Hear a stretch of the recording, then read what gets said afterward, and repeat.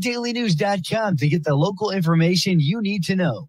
Netflix buffering, YouTube spinning, devices not connecting, Zoom calls dropping. It's frustrating. Let's end your frustration by signing up for fiber internet in Clinton. Click the Connexus icon at DeWittDailyNews.com. From the Heart Media Group newsroom and DeWittDailyNews.com, I'm Ben Hubbard with this expanded morning newscast.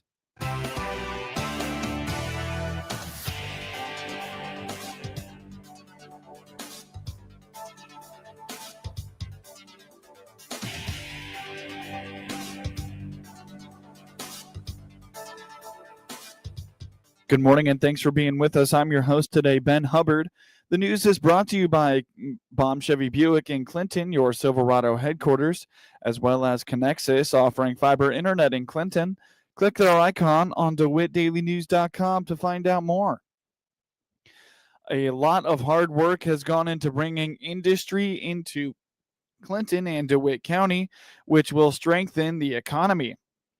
Clinton City Administrator Tony Harris explains that the partnership with Kurt Homan and the DeWitt County Development Council has been instrumental in driving economic development.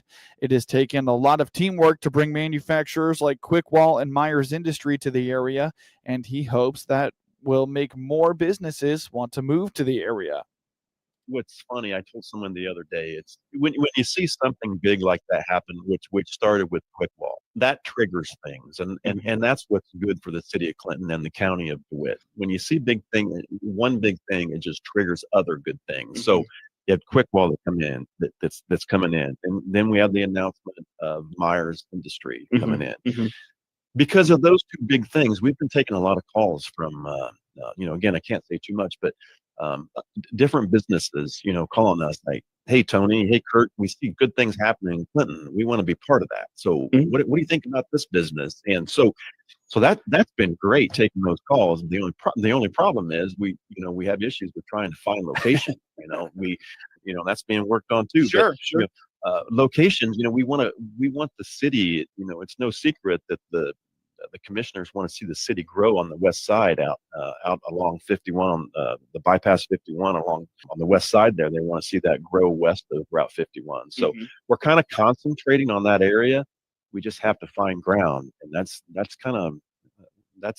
looking to be kind of difficult to find ground. But we've got some different ideas. Kurt and I are meeting again today with a contractor with some different ideas and an investor that might be interested in bringing some other businesses in town and some housing in town. So we'll do that and just trying to identify some of those locations on the west side. Not only is big business coming to Clinton, but so are small businesses. Harris indicates a sequel location to an old fan favorite restaurant in Clinton is in the works. When we take these calls of different businesses looking to talk to us, that's what they're saying. Like, we've got some good things coming in. We're hearing good things about the city. We want to be part of it. So they're paying attention. Investors and these businesses are paying attention, and we just have to be ready. And I mentioned ground. That's kind of our issue right now, and that's what Kurt and I have been working on nonstop, is trying to find ground. And we've been working with one, and I can bring this up because it was out there on Facebook, and I have a good working relationship with the potential owners. But the Shack 2 is a restaurant. I think everybody in town that's been here for any length of time would remember the Shack restaurant. It used to be on Grant Street near Van Buren. They're looking at opening a Shack 2, kind of an offset of the original Shack. So that's very exciting. I just spoke with the potential owners this morning. They're actually meeting with a builder this morning. And they're going to meet with me this afternoon just to go over that, make sure that the zoning is all good and all that. So we're very excited about that. They've already found the location. So, it's like you said, it's the industries, it's the little businesses like that, and the other ones that we're working with. According to Harris, the city is encountering a challenge in space to develop. This is why the city is expanding its city limits, which is easier said than done. But as we're navigating through all of that with these other businesses, we also need to be navigating through the city too, to expand the city boundaries. And again, when I talk about ground, there's potential ground out there, like I discussed on the west side, but that ground's not in the city limits. So, we have to find ground that's contiguous to the city, that's got line work, parcel lines that are touching the city, so we can, have that. We're all about supporting DeWitt County as well, but we also want to grow our boundaries as well. So when we're looking at that ground, we want to be able to expand the city boundaries in that area. And we have done that over the years on that west side that I discussed. And the city even owns some ground over there that we're looking at. That could be a place that we could bring some economic growth businesses there, but that could also be a place for subdivisions, and I've mentioned that at different meetings too. We need housing because of this growth. So we got to navigate through that too. Which is best in this lot, this ground that the city owns? What's best, housing or businesses? So we got to navigate through all of that. It's a lot of work, but between the city of Clinton, the county of DeWitt, and DC, we're prepared to make it all work. The city is also looking into creating more tax increment financing, or TIF districts, which would spur more economic development. Harris points out this is something that is in the works. Well, that has to take place immediately, and we are working on that. Clint Lichenwalter, the city's treasurer, and myself and the mayor, we attended a class. I think I brought that up in one other meeting, a TIF class. We've got an idea what TIF is and what it can do, and we know that it can do a lot. It's a TIF is a good thing. So we're in the process of looking at a couple of contractors to come in and help us with that, but we just have to identify those and figure out that we have to identify the areas. Consultants, I'm sorry, that's who I'm trying to say. We have to identify areas that are blighted areas, that are a little rundown areas that can improve. But not only, we have to identify some businesses, some business need in that area. So that's what we're doing right now, and we're going to get someone on board that can help us with that. So we're committed to that. And I've had these businesses, that's the first thing that they ask. Can we get a TIF district, or show me the areas that are in a TIF district, and what can the city do for us? Because they need support too. They need, we need. If we're going to support a business or even industry, we have to be ready to support them financially in any way that we can, whether it's through tax incentives, tips, or anything like that. Harris believes the city is moving in a good direction and is excited to continue working with the DC and DeWitt County to improve economic development. Coming up shortly on this expanded newscast, cool stretch on the way for upcoming holiday season. If you're headed over the river and through the woods to grandmother's house, a local law enforcement official is preaching patience and safety.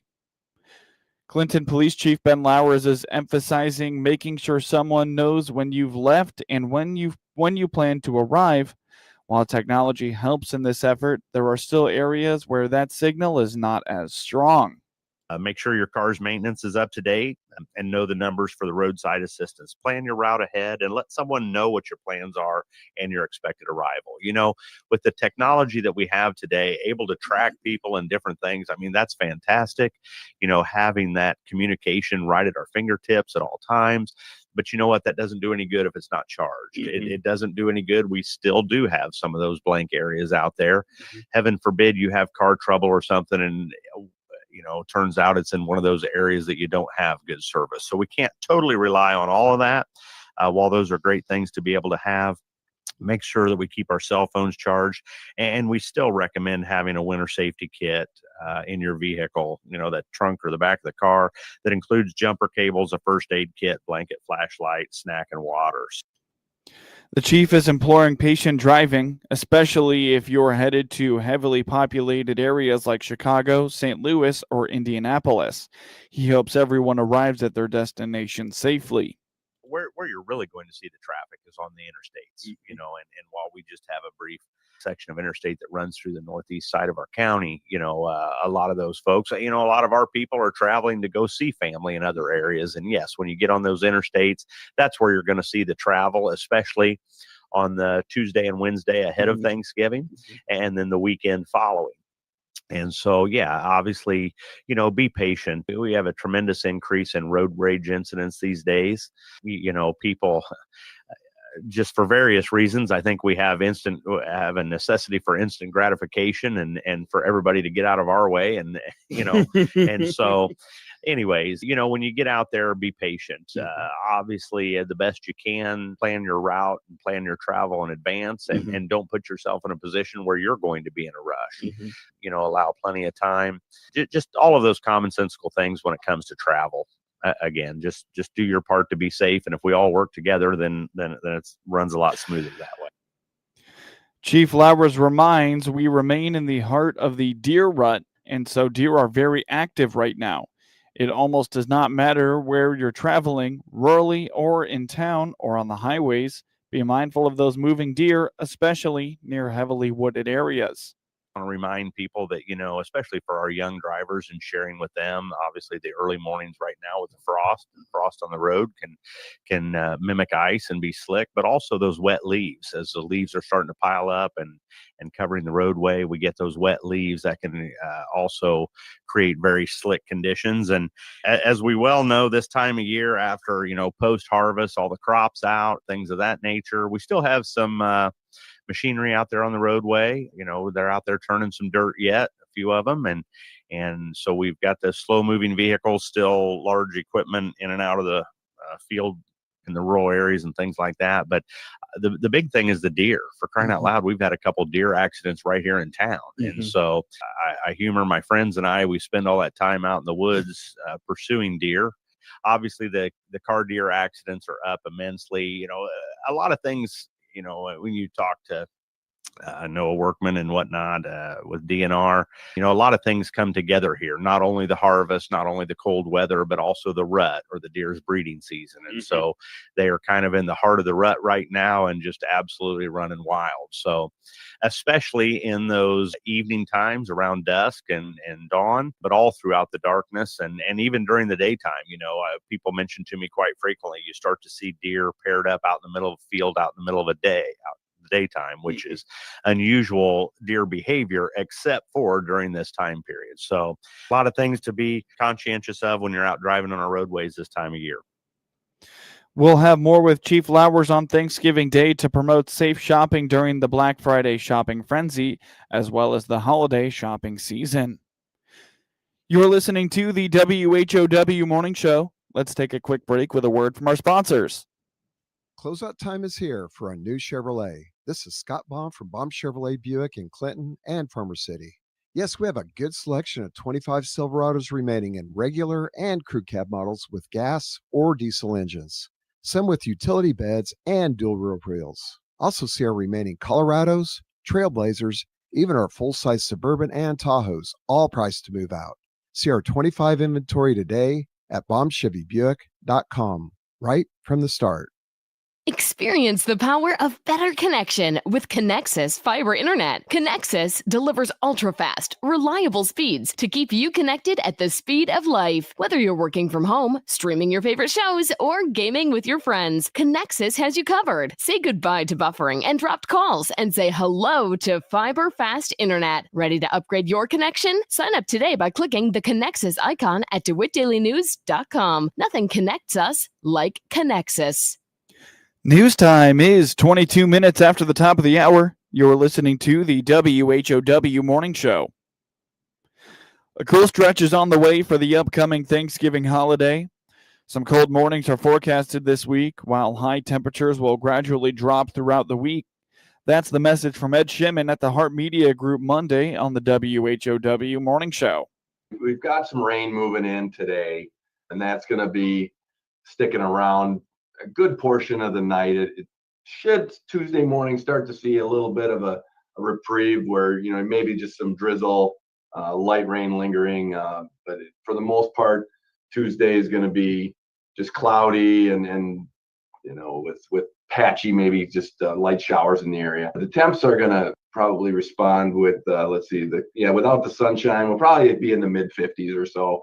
Today's, low 50s. So we're going to see a little bit of that southerly breeze, give us a boost up into the upper 50s. So that'll be kind of nice temperature wise. But Wednesday, not expecting precipitation really on that day. So 40, but a little bit cooler, 41 for a high there. So that's going to feel a little bit colder. Winds are going to shift around. Looks like westerly, 20 gusting to 40.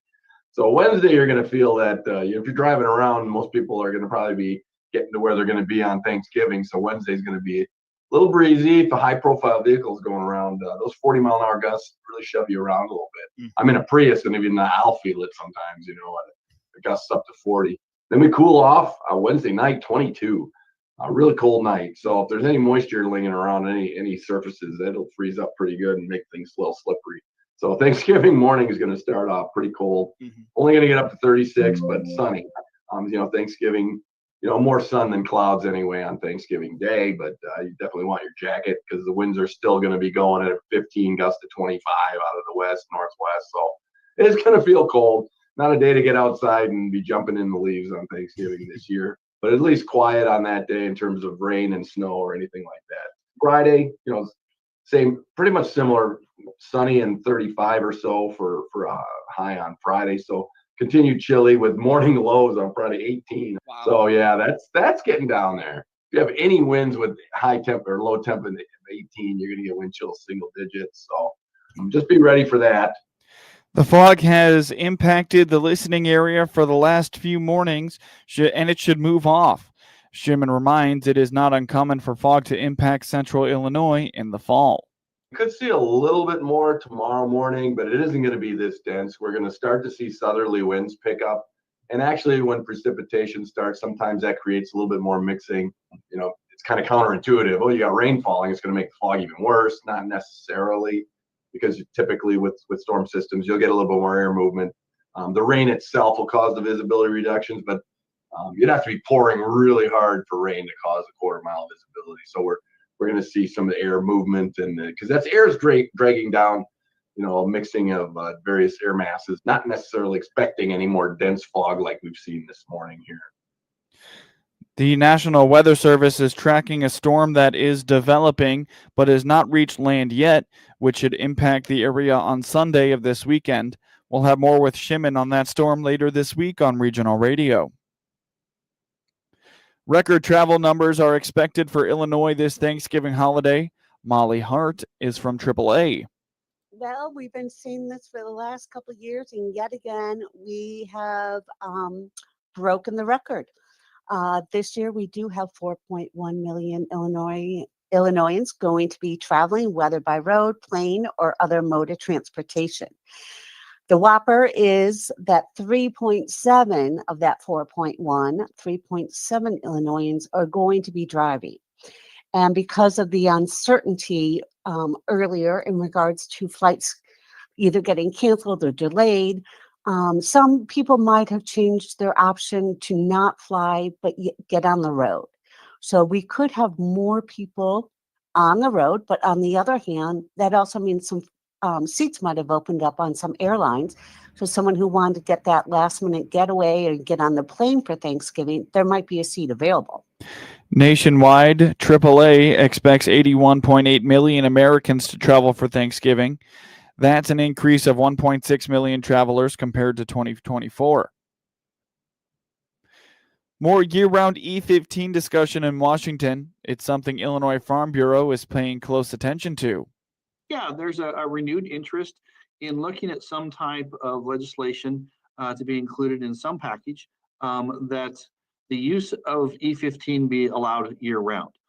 There's some concerns with some parts of the legislation that's being discussed, and we're working with other Ag Coalition members to see how that's going to show up. But there's just a renewed interest in that. Part of it is trying to spur the agricultural economy, and that's one way of doing it is by seeing an increase in demand for the use of ethanol. And so we're encouraged by those discussions, and we'll be partnershiping with the American Farm Bureau Federation and other state farm bureaus and other Ag Coalition members to see where that goes here in the coming weeks and months. Kevin Semlo is Executive Director of Governmental Affairs and Commodities for Illinois Farm Bureau. The University of Illinois Extension is urging families to keep food safety in mind during their Thanksgiving preparations. You want to avoid cross-contamination, according to the agency's dietitian and nutrition wellness educator, Chris Jelfs. That means keeping raw eggs, meats, and other juices away from foods that won't be cooked, and not rinsing the turkey off in the sink where you do the dishes. Cross-contamination, again, is whenever we're mixing maybe raw meats, cutting boards that you use to cut the raw meat, and then not washing that properly, and then maybe cutting up vegetables and things that you're not going to cook, or touching that turkey whenever you're stuffing it and then not washing your hands properly, and then going on to cook something that's going to be like a salad or something that's ready to eat. So hand washing is extremely important. We want to wash for at least 20 seconds. She also advises packing up leftovers soon after dinner in small bundles. Drelfs says it's a good idea to use a meat thermometer. Turkey should be cooked to an internal temperature of 165 degrees. You can find an online resource with tips at extension.illinois.edu/turkey. Get news anytime from your computer or your mobile device at DeWitt County's #1 source for news, sports, police blotter, obituaries, and more. DeWittDailyNews.com. Network news is now. With SRN News, I'm Rich Thomason in Washington.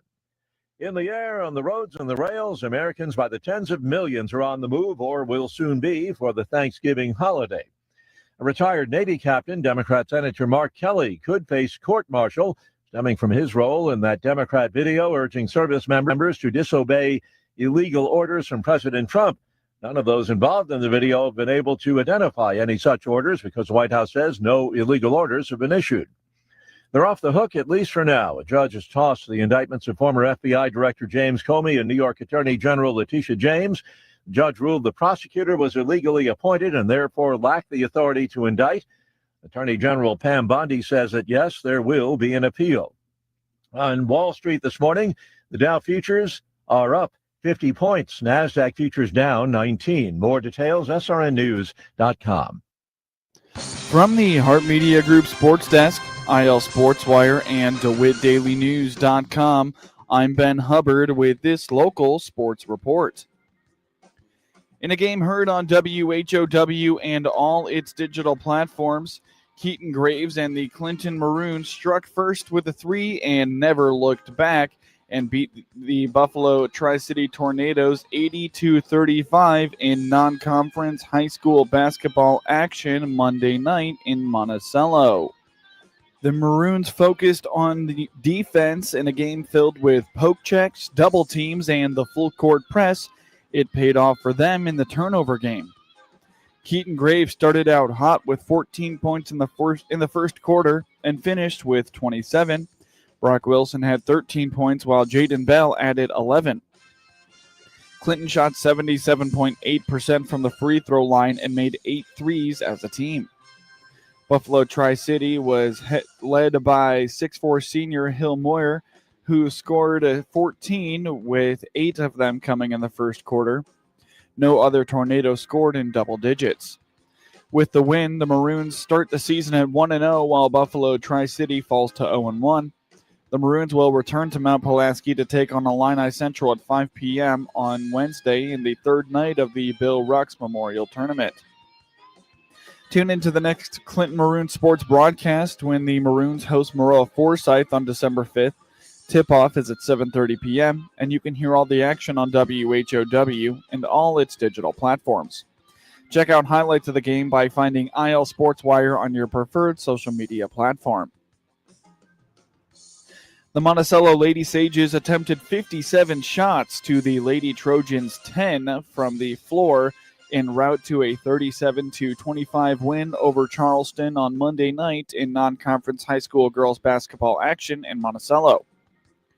The two teams were tied at 8 after the first quarter, but the Lady Sages rallied through the rest of the game to outscore their opponents 29-17. Sarah Cressup led all scorers with 13 points and 4 rebounds. Anaya Shepard scored 11 and shot 83% from the foul line. Lexi Leatherwood added 6 points and 10 rebounds. Charleston was led by Sadie Phillips, who scored 11 points and was perfect on her 3 attempts from the field. McKaylee Patton scored 10 and also went perfect in field goal attempts. With the win, the Lady Sages move to 2-2, while the Lady Trojans fall to 0-4. The girls will take the week off before going on the road to Urbana on Monday. Tip-off is at 7 p.m. The Argenta-Oreana Bombers led after the first 8 minutes, but let the Windsor Stewarts and Strasburg Hatchets lead the rest of the way as they fell by a score of 84-71 in non-conference high school boys basketball action on Monday night in Cerro Gordo. The Bombers were led by Isaiah Parks, who scored 25 points and tied for the honor of highest scorer of the night. Justin Flowers added 13 points, while Jackson Finch added 16 and made 3 threes. The Hatchets were led by Wyatt Wetherill, who also put up 25 points. Riker McDaniel had 17, and Brody Bible added 18. With the loss, Argenta-Oreana falls to 0-1, and the Hatchets improve to 1-0. The Bombers host Heritage tonight at 6 p.m.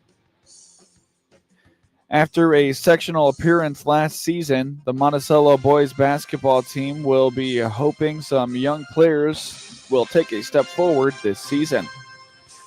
The Sages graduate 7 seniors from last year's regional championship team, and Coach Kevin Roy will be looking to juniors like Matthias Rudolph to help lead his team this year. Nice having all of our guys here working hard. We got a lot of stuff to get in. We're still figuring out who we are and what we can be, but it's good to be in the gym and getting the guys together and building that team camaraderie. We've got a really strong junior group. We got a couple seniors with Nolan coming back. Of course, he's going to be our spearhead of our guy, leader of our team here. We got Matthias Rudolph, who gave us good minutes last year. Jake Moss gave us some good minutes last year. We got Gus Reppert's going to be stepping in. Aid McCool, Luke Murphy. We got a lot of those junior guys that played a lot of JV minutes last year are really going to be filling in on that varsity level and filling in, but we're still, again, trying to figure out what our roles and responsibilities are, and that's always hard coming into the varsity game. Senior Nolan Benny-Kemper will miss the first month of the season as he recovers from football injuries, but he is intent on helping lead many of his teammates who lack that varsity experience. Yeah, because I'm a senior, I bring experience, so I know the system of Roy, so I just try to, coach them up, especially the younger guys, and get them up to speed. I think we're going to be quick. We don't have one true big guy. I think we're going to get down in transition, push the ball. I think we're going to be pretty tough defensively. We're going to get on the ball, on the floor, play good defensively, and yeah. Rudolph got his first taste of significant varsity time last year and says the pace of the varsity game was the biggest learning curve. He committed to getting bigger, faster, and stronger this year to take a step forward as a junior. I just saw it was a lot faster, faster pace, everything. Everyone's stronger, more physical. And yeah, I just hope to become a better leader because of that experience. I feel like getting to the rim a little more, shooting a little more outside the arc, but usually just in the paint. Yeah, getting to the rim. Yeah. This summer I've been in the weight room a lot, just getting prepared for basketball because I need to get stronger. And I feel like I've gotten a lot better at rebounding, and I think that's going to help me. Sages basketball always starts on the defensive end, and while there are some areas the team is not quite up to speed on, Coach Roy likes his team this year and is looking forward to getting the season tipped off tonight at Pleasant Plains. I feel like we go 7, 8 deep, maybe potentially 9 deep this year. So as we go on, we get kids more experience and get them in situations. We'll be able to see that. But yeah, it's going to be a fun season. I like the kids in the program, and I like how hard they work and their mindset. I feel like we always got to be good at defense. We got to secure ourselves on the defensive end. I feel like offensively, that end usually takes care of itself. Although this year we've been a little rushed, and that's where a lot of voids are hard to fill coming into that varsity position because roles might change going from JV to varsity, and it's going to take us probably a couple of games to get that figured out. Just their personality, their energy, they look out for each other, they like each other, and those are some battles that you don't have to fight then. Going into practice or the competitiveness, they support each other really well, and that's always the makings of a good team. The Sages open the season tonight at Pleasant Plains. Tip is at 7 p.m. Hear all the action on 95.9 FM WEZC and online at DeWittDailyNews.com. Be sure to find IL Sports Wire on your preferred social media platform for highlights and player interviews throughout the season. See highlights of your local high school programs by finding IL Sports Wire on your preferred social media platform, and get local sports anytime at DeWittDailyNews.com. This is staff meteorologist Jennifer Wojcicki with your regional radio forecast. A dense fog advisory remains in effect. A wind advisory begins at 3 a.m. tomorrow morning. Slight chance for drizzle with fog in spots early today. Otherwise, cloudy skies expected. High temperature